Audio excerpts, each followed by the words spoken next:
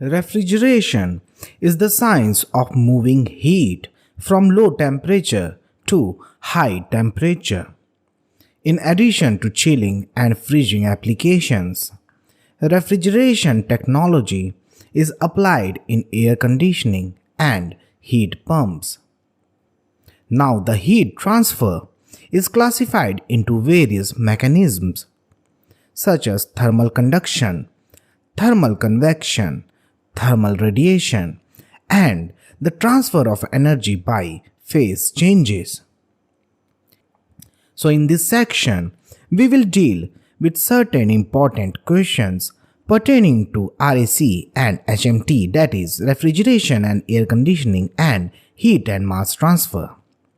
These questions would be as such: what is refrigeration and what is the unit of refrigeration? What is the LMTD method? What is the advantage of vapor compression refrigeration system? What do you mean by emissive power?